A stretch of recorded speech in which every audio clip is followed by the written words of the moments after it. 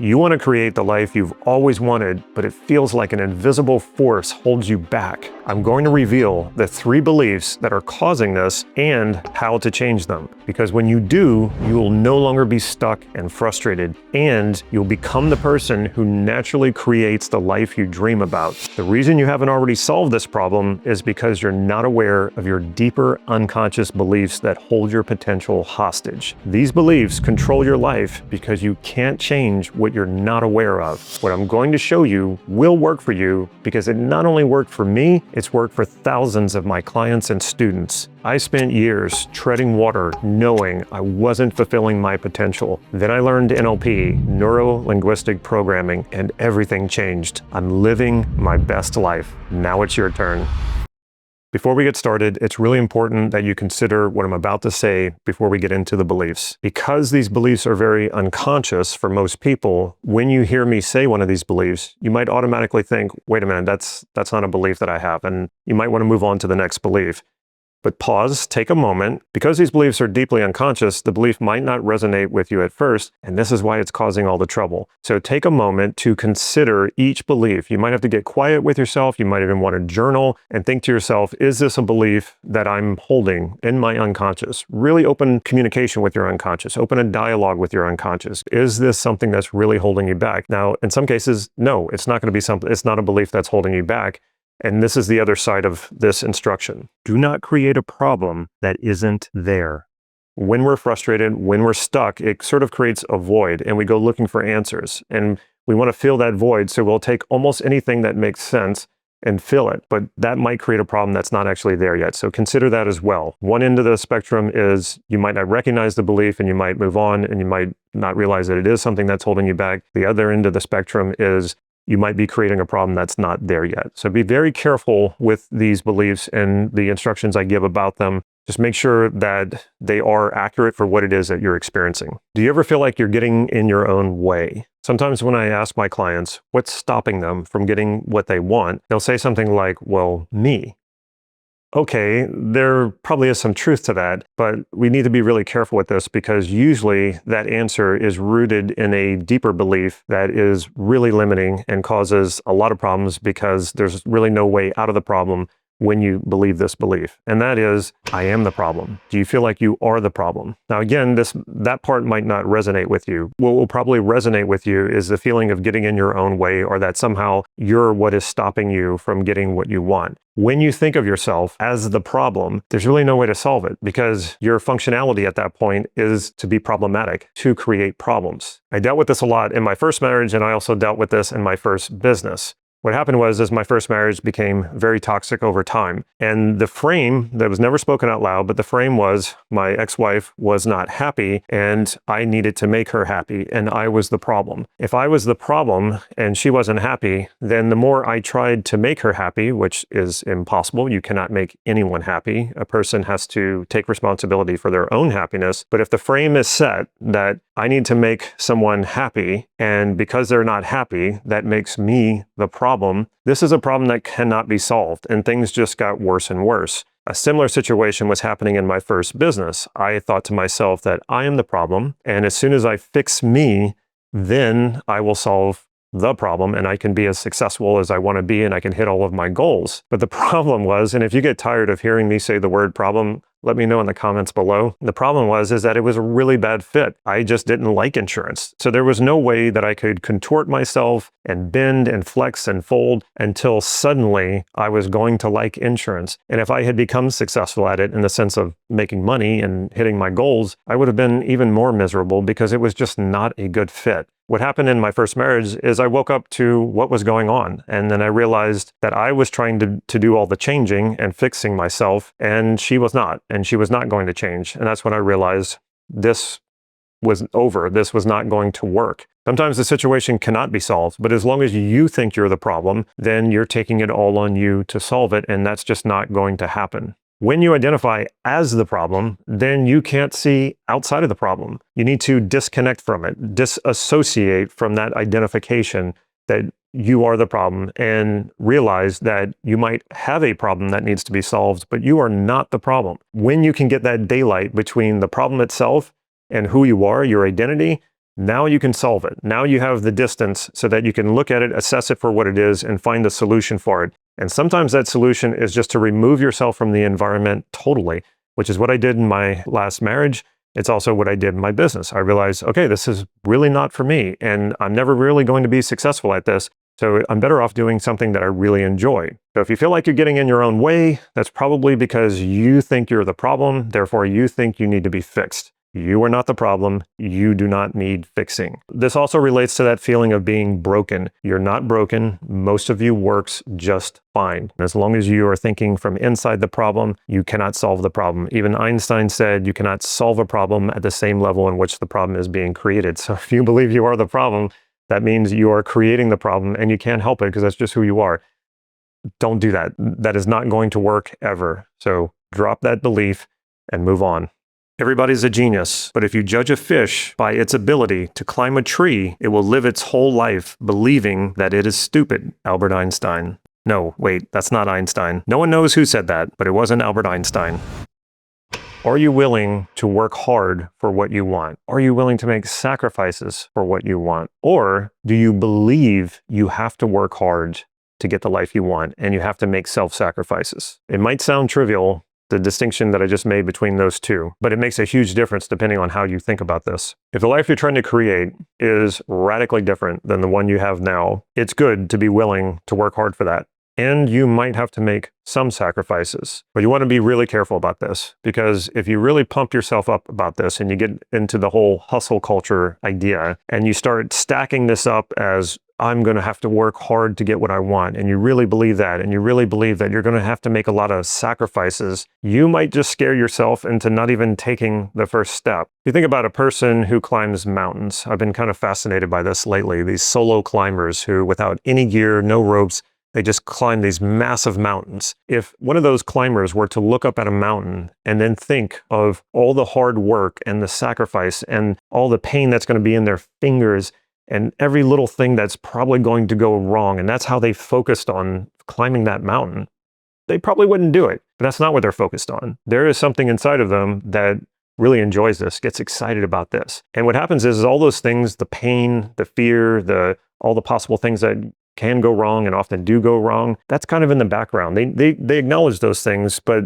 they don't hype it up. They don't put it right in front of them. The other thing that happens, if you truly believe that what you're doing is going to require a lot of hard work and a lot of self-sacrifice, the tendency is you're going to make this a lot more difficult than it has to be. And when you finally achieve what you want, it might feel really empty because you've turned it into something that you don't want. And you'll start thinking to yourself, is this what I have to do for the rest of my life?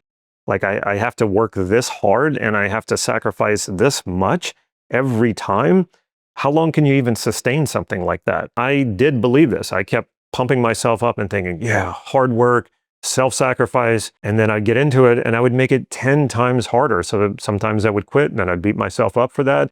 Sometimes I would achieve what I wanted and then I would think to myself, I don't want to do this again. This is too difficult. Most of the time, the life you want will incorporate some hard work. It will incorporate at times sacrifice, more so sacrificing comfort, but not sacrificing big things that you want, like happiness and joy. If you're sacrificing those things, what is the point if you achieve so much success and maybe make a lot of money and impress people with what you can do in the life that you're living, but you're so miserable because you're sacrificing so much and you're working so hard all the time? I've heard these hustle culture gurus talk about this. They get up at 4 in the morning and they read an entire book and then they do crazy exercise and then they go to work until they drop from exhaustion by the end of the day. And I'm thinking to myself, what is the point of all of your millions of dollars and your big house and traveling all over the world if this is the way you function? That doesn't sound like success to me at all. I want to enjoy my life. Does it require hard work? Yeah, from time to time, but not all the time. Does it require sacrifice? Actually, not that much. Usually in the beginning, it requires sacrifice because you're changing a lot of things. But once you get going and you've got momentum, very rarely do I have to sacrifice a lot.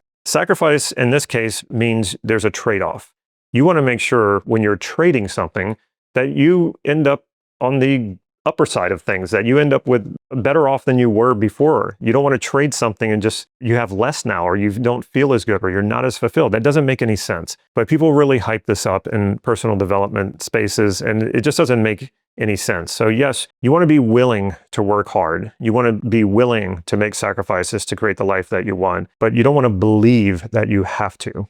There have been times where people have been around me for long enough to see what I do from day to day, and they'll say, wow, you really work hard. And I have to stop and think, okay, I guess I do, but it doesn't feel that way, because for me, I'm doing what I really enjoy. So enjoyment is the most important part of this. Does it require a certain amount of intensity of action and being scheduled and sticking to a program? Sure, it does.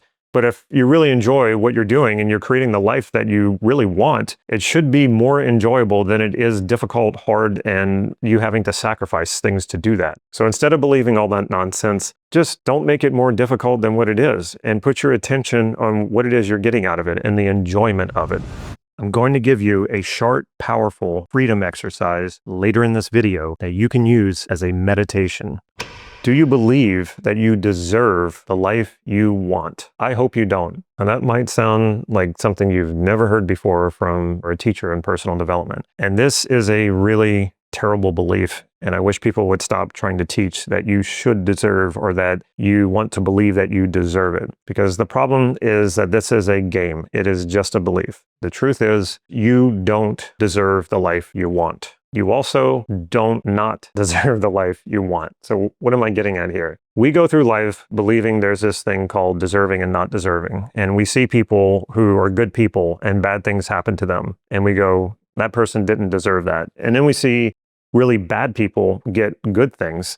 And we say, oh, that person didn't deserve that. So what does this tell us? There's no such thing as deserving. There is no one keeping score in the sky or wherever looking down and saying, okay, that person deserves that, or that person deserves this, and oh, that person certainly doesn't deserve that. And if there is such a person, they're doing a really terrible job, because we see this all the time, every day, where people don't get what they deserve, whether that's a bad thing or a good thing. You were born into this world naked, with no guarantees, and not deserving anything. And you will die the same way. You will leave this earth without anything. You can't take anything with you. When we believe that we don't deserve what we want, we will find a way to make sure we don't get it. And if by chance we do get it and we still don't believe we deserve it, we will find a way to get rid of it. You might have heard this fact before. When people win the lottery, 50% of them are more broke 10 years later than they were before they won the lottery. And I'm pretty certain that it's because they felt like they didn't deserve it. Now, consciously, they probably never had that thought, but deep down inside, they felt like, well, I didn't really earn this. If that is the case, you will find a way to get rid of it. Now, some people, though, believe they do deserve it. So what happens to them when they don't get what they want? They get angry, they get frustrated, and then they sit in that stew for a long time until it becomes really toxic, and it becomes something called resentment. And resentment will for sure keep you from getting everything that you've ever wanted. It will keep you from getting that life that you want.